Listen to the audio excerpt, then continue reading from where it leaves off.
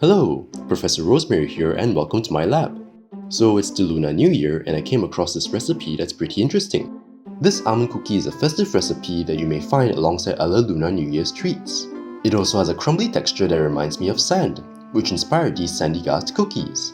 Well, not exactly like sand because that's just gross and unpleasant. But anyway, these cookies are pretty simple to make, do not require an oven, and are gluten-free, to whom it may concern. So yeah, without further ado, let's get making. Here's what you'll need.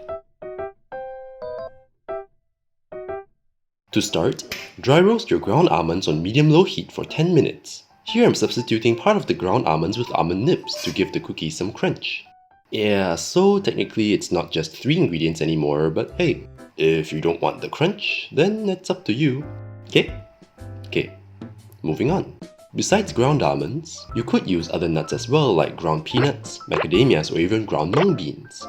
Once the roasting is done, allow your ground nuts to cool completely. You'd smell a pleasant roasty, nutty aroma at this point. Once cool, add your honey and your oil.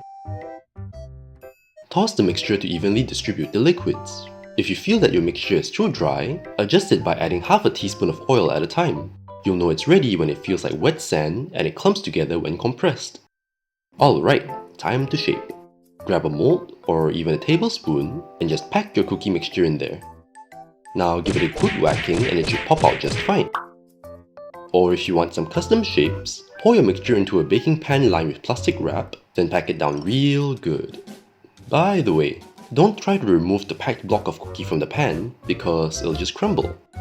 And so will your heart. Yeah, I learned that the hard way. Once it's nice and packed, go ahead and cut out your cookies using cookie cutters or a knife. Personally, I prefer the first method of shaping simply because it creates less crumbs. Right, at this point, you can store your cookies in an airtight container for up to a week. But I'm gonna make mine into a Sandygast army. So, to recreate its mouth that goes all the way through its body, I thought I could just punch out a hole with a straw, but nope. The cookies do not take kindly to details. So I'm resorted to using food coloring for the features, as well as some crumbs for the eyes. Finally, I'm shaping some almond slices with scissors, then painting them with food coloring to make teeny weeny mushrooms. Oh wait, to make teeny weeny shovels. Now all that's left to do is to stick them in and we're done.